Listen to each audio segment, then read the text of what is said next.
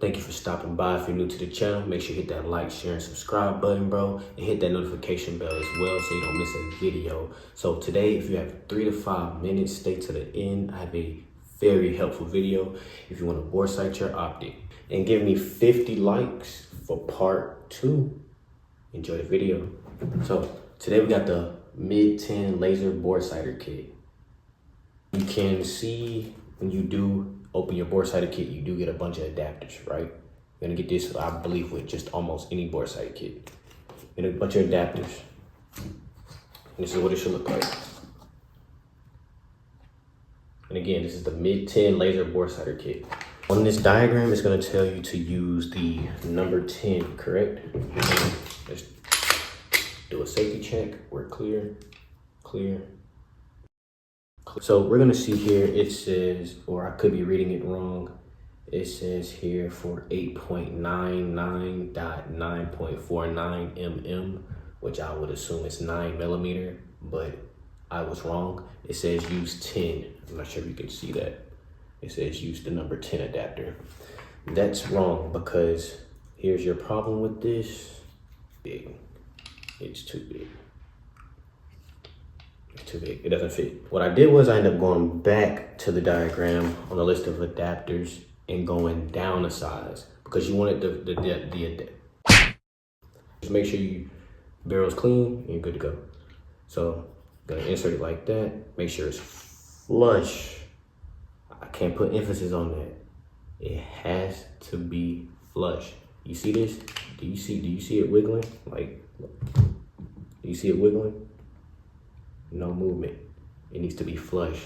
And look, I don't know if you guys can see that exactly, but it's real flush. And then you're gonna make sure the battery's on. Also, something important, do not overcomplicate this process and follow your instructions. And also, I know you're probably happy, but just make sure you're 20 yards away when you're zeroing in or boresighting your red dot. Just make sure you're 15 or 20 yards and you should be good. So this is the after that I'm gonna show you guys on what it should look like. That green dot or that green laser should be lined up with the red one. Now it kind of looks off a little bit, which it is just a tad bit, but I'll make my adjustments here in a second. But enough talking, let's get straight into it. All right, so I went in ahead and messed up the red dot, and I do apologize. My camera's kind of BSing right now with picking this up, but I'm trying to do the best I can. So we're just gonna make slight adjustments. We're gonna move it up and to the left. As you can see, we need to get that red dot on top of that green dot. And now you can brighten, a little tip you can do is you can brighten your red dot just so that it is brighter than the green dot, and then lower it when you need to make sure that it is aligned, just to help you out. So let's make those adjustments and I'll be right back.